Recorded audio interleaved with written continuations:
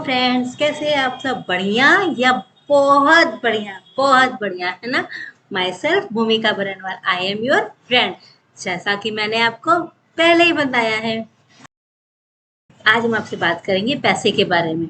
जैसा कि हम सब जानते हैं, पैसा पैसा हम लोग बोलते हैं ना, पैसा हाथ की मैल है।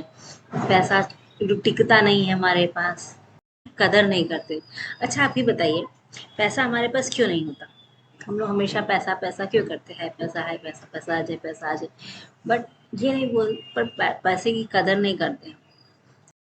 बट हम लोग को ऐसा नहीं बोलना चाहिए, क्योंकि हम लोग बोलते हैं पैसा हाथ की मैल है, मतलब आता है और चला जाता है। आते टाइम नहीं लगता, चला जाने में मतलब आने में टाइम लगता है, बट जाने में टाइम नहीं लगता। हम लोग ऐसा बोलते हैं ना।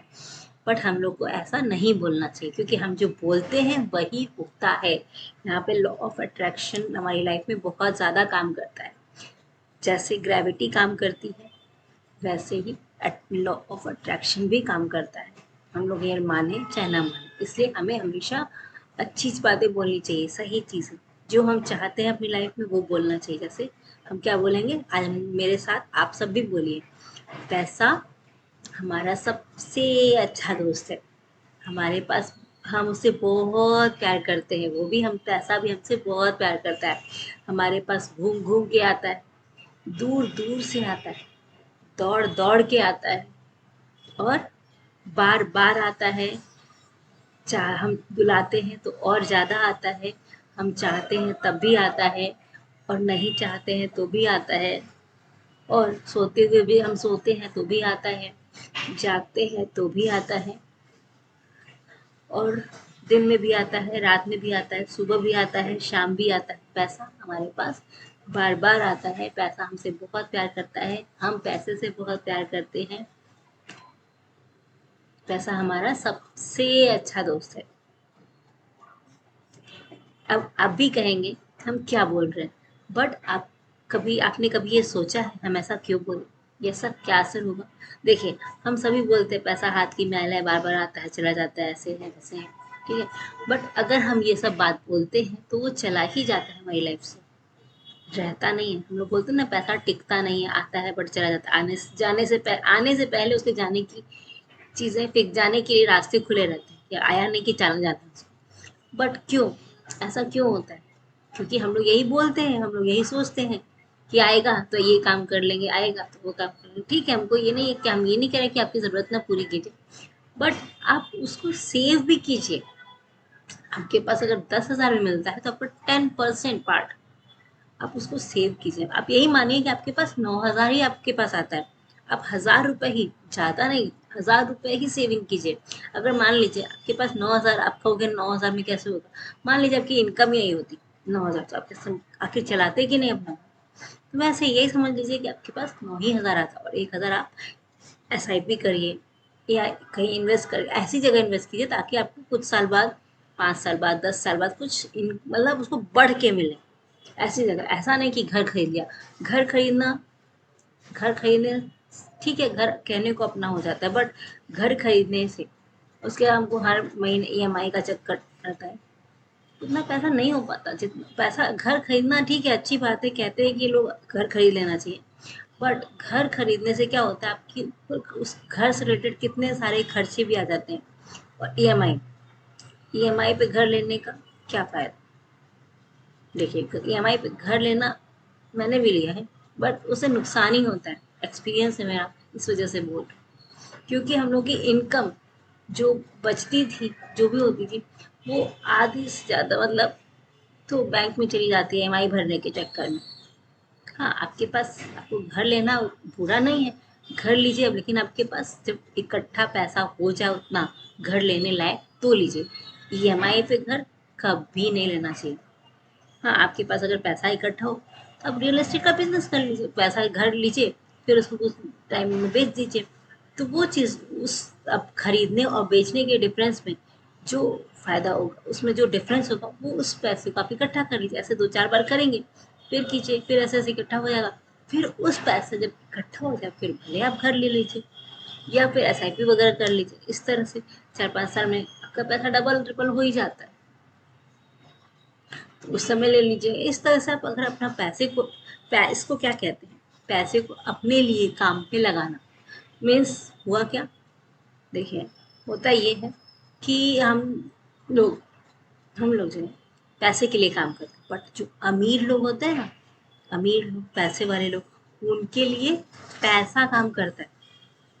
जो मैंने ट्रिक बताई ना, एसआईपी, रियल एस्टेट वाला, और भी दो तीन चीज़ें हैं, जैसे कि आप सेल्स, आजकल सब सेल्स सबसे बड़ा प्रोफेशन है, उसमें सबसे ज़्यादा पैसा है। मैंने आपको बताया था ना कि सेल्समैन, असली सेल्समैन वही है जो टकले को भी कंघी बेच दे, बाल वालों को तो कोई भी बेच सकता है, वही चीज़ है।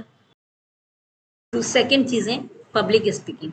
पब्लिक स्पीकिंग मीन्स कि आप लोगों से बात करते हैं। अब बोलेंगे मेरे को बोलने नहीं आता, बट बोलना, हम लाइफ दिन भर में कितना बोलते हैं, और हम लोग को बोलने नहीं आता, पॉसिबल ही नहीं। इतना बोलते इतना बोलते, पूरे दिन तो बोलने को रहता है, गप्पे लड़ाने को क्या तो कुछ भी हो, बोलने तो हम लोग में उस्ताद होते हैं बोलने में।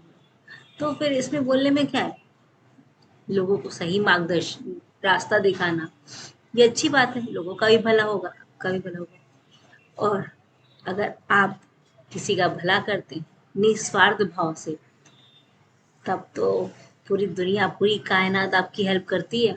अगर आप किसी की बिना स्वार्थ के सेवा करते हैं या कोई हेल्प करते हैं, तो पूरी कायनात आपकी हेल्प करेगी अंत तक। इसलिए आप इस बारे में सोचिए कि आपको कैसे और क्या करना है, कैसे अपने पैसे को अपने लिए काम पे लगाना है। हम हमेशा आज तक पैसे के लिए काम, पैसे को उसके लिए हम काम करते आए हैं। अब पैसा हमारे लिए काम करे, ऐसा चीज़ करना है। समझ में आ रही बात। एसआईपी, एसआईपी ऐसी चीज़ है जो सिर्फ सिर्फ और सिर्फ आप मिनिमम 500 रुपये से स्टार्ट कर सकते हो।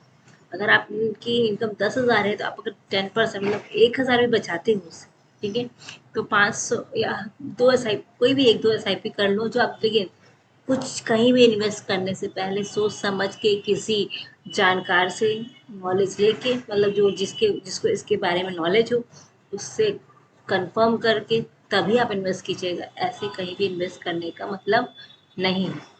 तो ऐसी जगह इन्वेस्ट कीजिए जहाँ पे आपको प्रॉफिट, गोल्ड सिल्वर ये सब में। एसआईपी में करेंगे तो, एसआईपी में इसलिए मैंने कहा क्योंकि एसआईपी क्या है, उसमें जो इंटरेस्ट मिलता है वो सिंपल इंटरेस्ट नहीं होता, वो कंपाउंड इंटरेस्ट होता है। जैसे कि एक कहानी सुनाते हैं हम आपको। कहानी ये कि एक राजा था, ठीक है, उसके दर वो बहुत सबको दान देता था, बहुत ज़्यादा। एक बार ऐलान किया उसने कि मेरे पास जिसको जो मांगना है आके मांग ले, ठीक है, मैं दे दूंगा।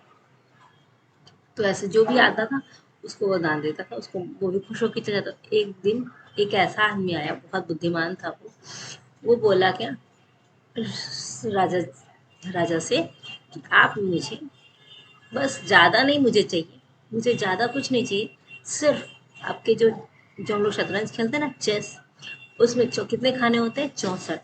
उस 64 खाने में मतलब हर एक खाने का डबल, जैसे एक खाने में एक चावल, दूसरे खाने में उसका डबल, दो चावल, तीसरे खाने में उसका डबल, चार चावल, ऐसे करते, और चौथे खाने में चार का डबल, आठ चावल। इस तरह से करते करते हर खाने में डबल, उसका पहले वाले के डबल करते करते हमको 64 खाने में चावल भर के उतना उतना चावल दे दीजिए, ठीक है।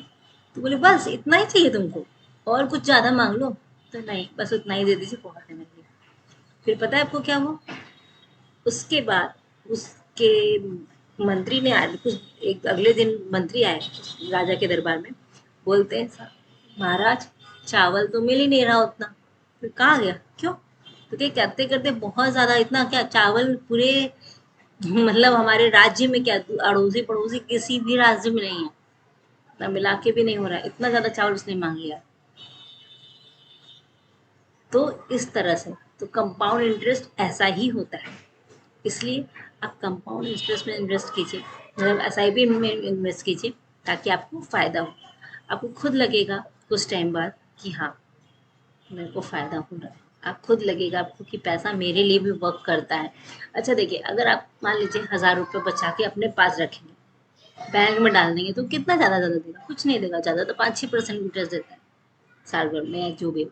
ठीक है, उससे ज़्यादा कुछ नहीं फायदा होगा। बट अगर आप वही पैसा एसआईपी में लगाएंगे ना, तो उससे आपको पैसा डबल ट्रिपल हो जाएगा अभी कुछ साल में ही। ज़्यादा टाइम भी नहीं, अगर आप लंबे समय तक छोड़ते हैं तो आपको बहुत पैसा मिलेगा, बहुत फ़ायदा हो जाएगा। बट अगर आप 1000 रुपये के हिसाब से अगर 5-6 साल भी रख लेते हैं ना महीने, तो बहुत फ़ायदा